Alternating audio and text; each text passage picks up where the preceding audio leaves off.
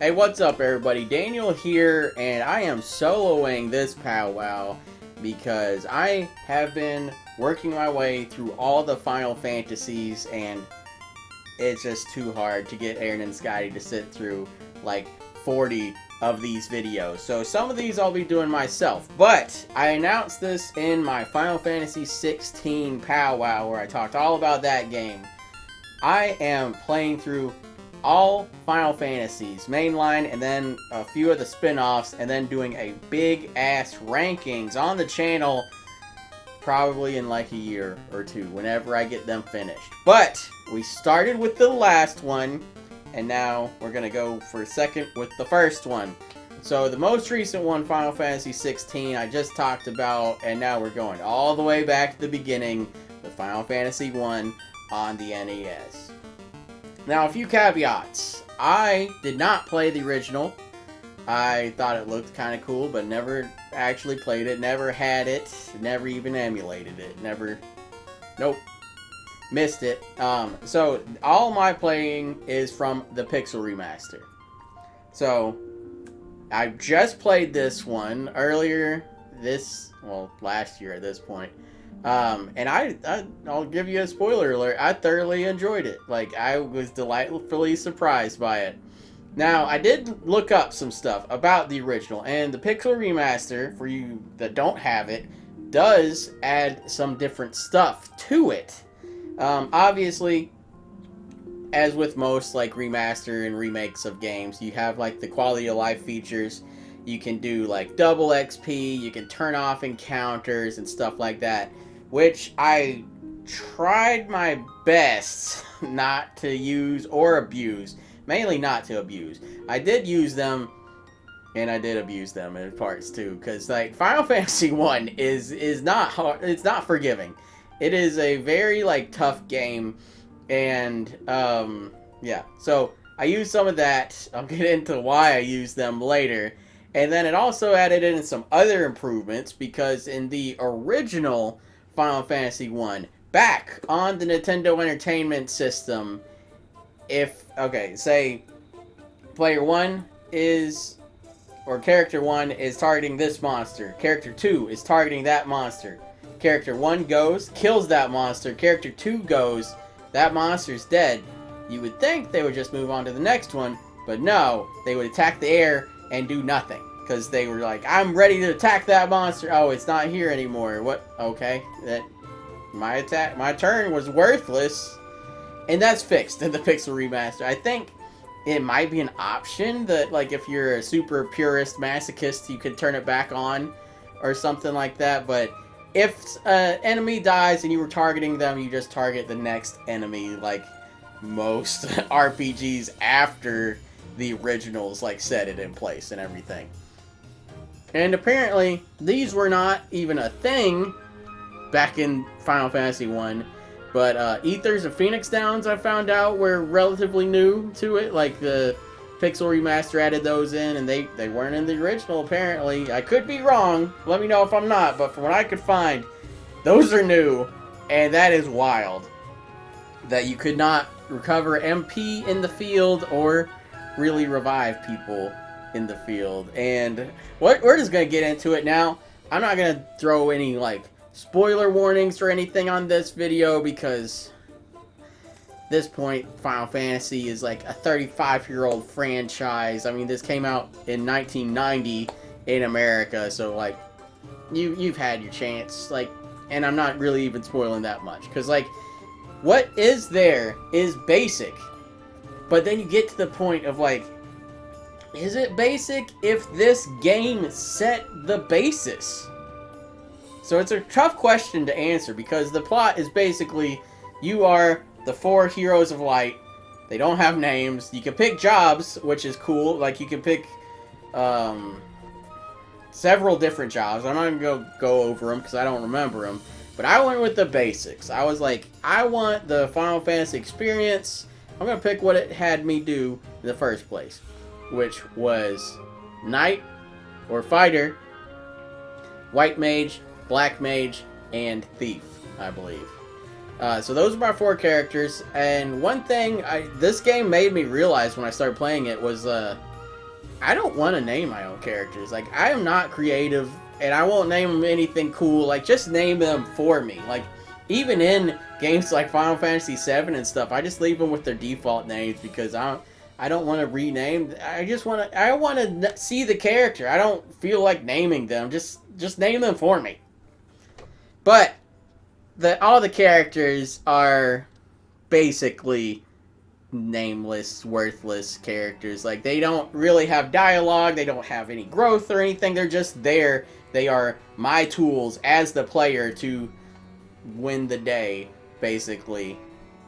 And then, it's just kind of weird, but all the characterization and stuff is from the world and other NPCs around you, which does have some pretty, like, compelling attributes to it.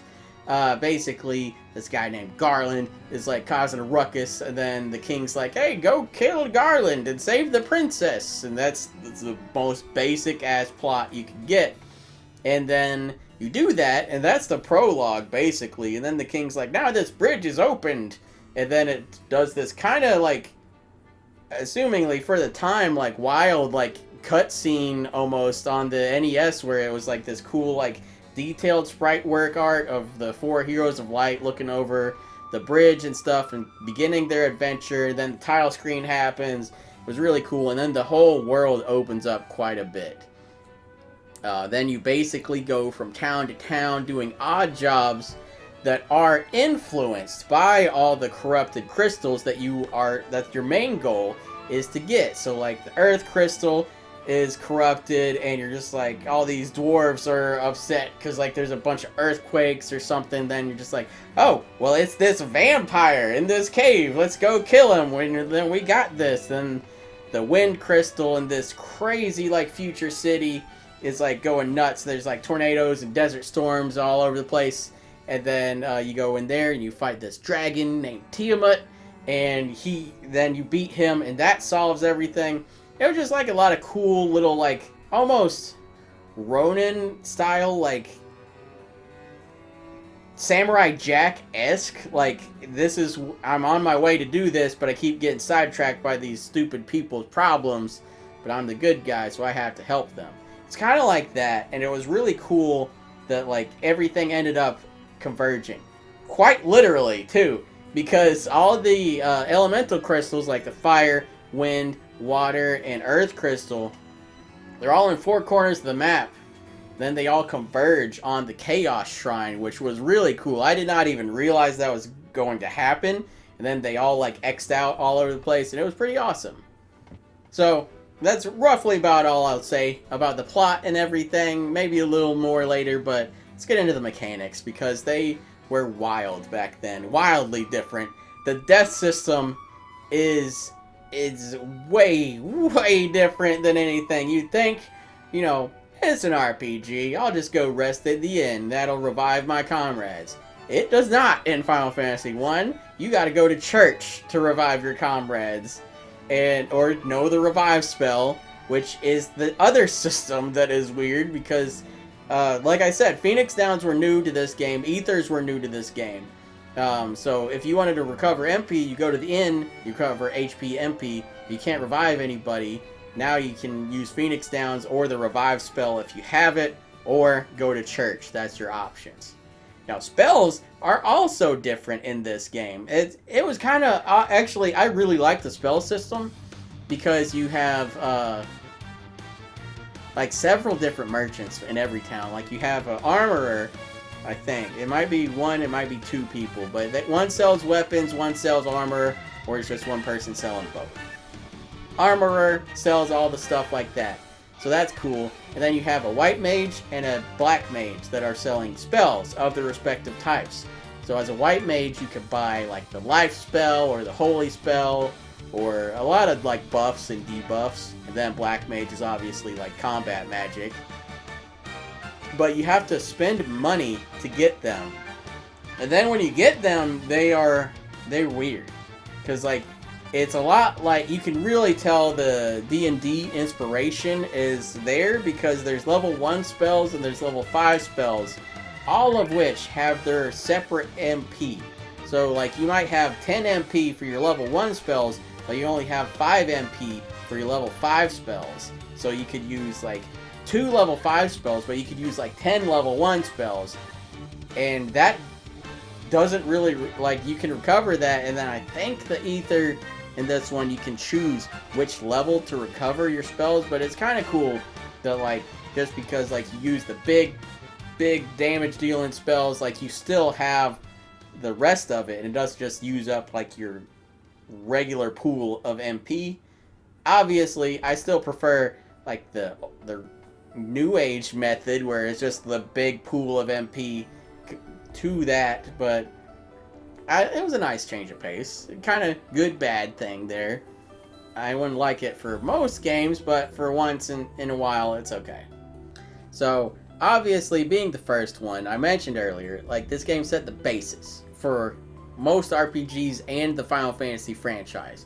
And that is very evident in the battle system with all the, like, weaknesses and status effects and everything. Like, fire does more to ice enemies, but less to water enemies, and vice versa, and stuff like that. You can poison them, you can paralyze them, you can do a lot of status effects, and it's great. It's a lot to think about, a lot to calculate, and a lot to defend against, which is really cool. It actually had a very good soundtrack, even for the time. Going back to the NES on the 8-bit soundtrack, like, definitely has its charms to it. Like, the prelude is very cool in 8-bit, like, it's timeless. The main theme of this game, the Final Fantasy theme, has trudged on and been in almost every Final Fantasy. Like, it skipped a few of them, but still, like, it is an iconic theme, and it all started here. It sounds great in 8-bit, but the Pixel Remaster did rework every song in the game with some cool new arrangements. Chaos Shrine's a big favorite of mine. And the final battle theme against Chaos is really awesome. That theme's cool. Now, the cool part is, I didn't know this was a side quest. I thought it was just part of the main quest, because this game is exceptionally obtuse.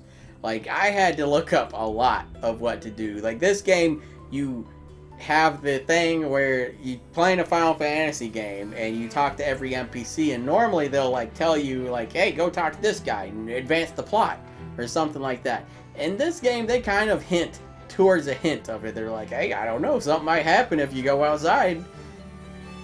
Everything is outside. So, like, I go outside, and then it's like, oh, this guy's out here, and he's like, hey, something might happen if you go to the mountain. Then I go to the mountain, and oh, there's the vampire, or something like that. But it was a lot more obtuse than that. Some of these, like, to find out just where to go next, I just had to pull up a walkthrough.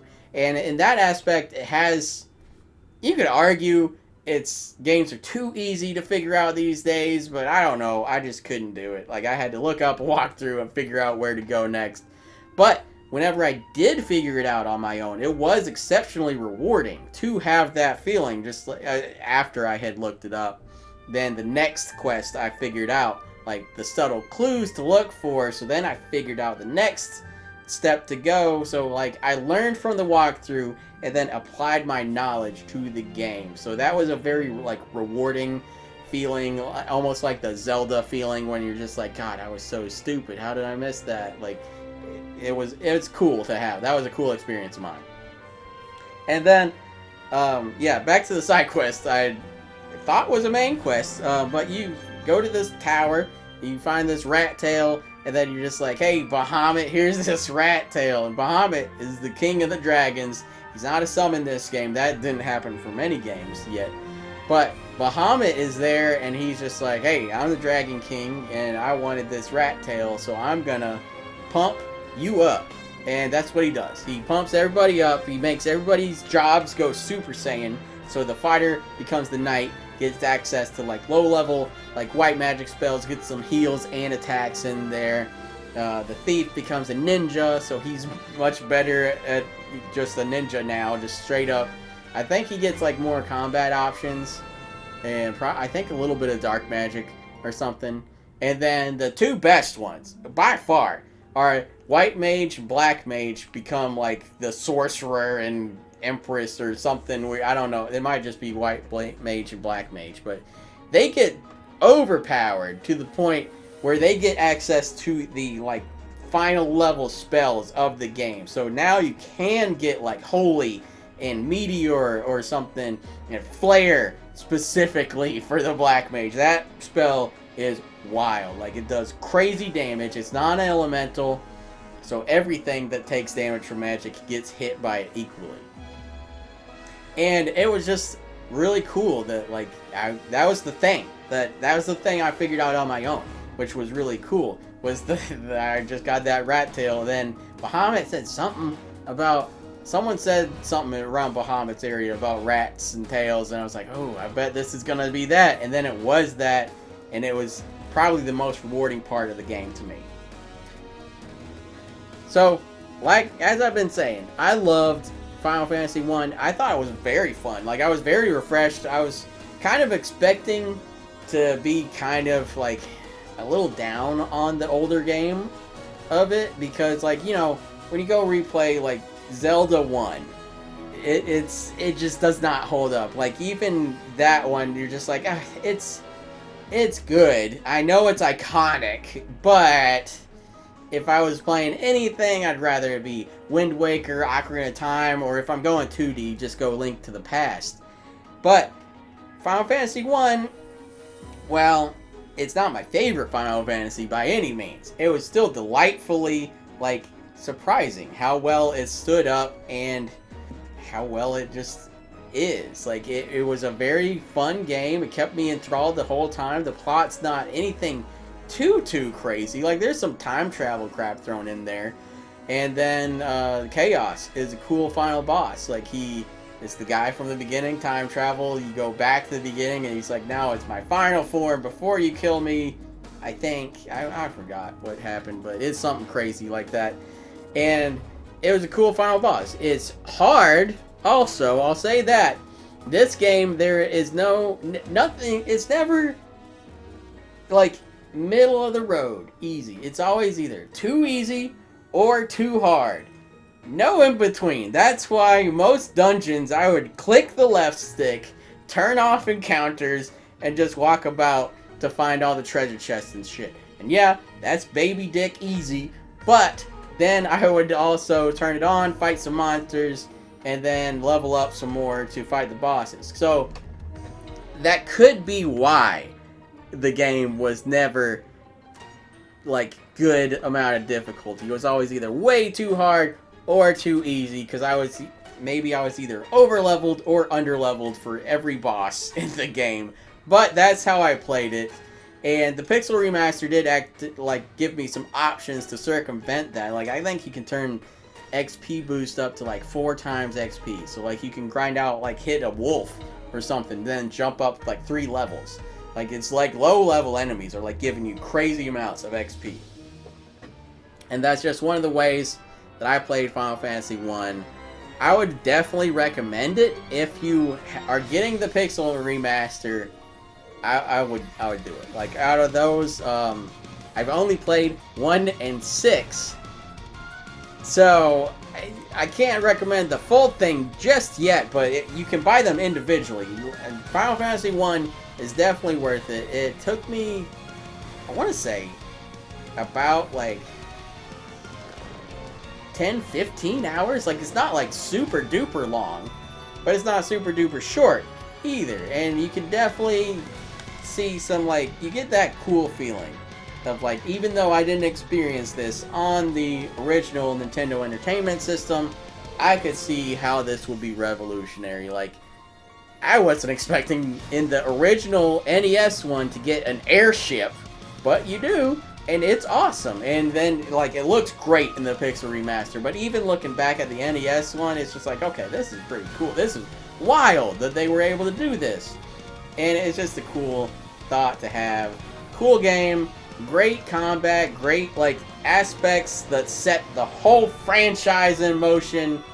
I would definitely recommend it. I give it a 7 out of 10 on the Bro Trio scale, and we'll see what Final Fantasy II brings next.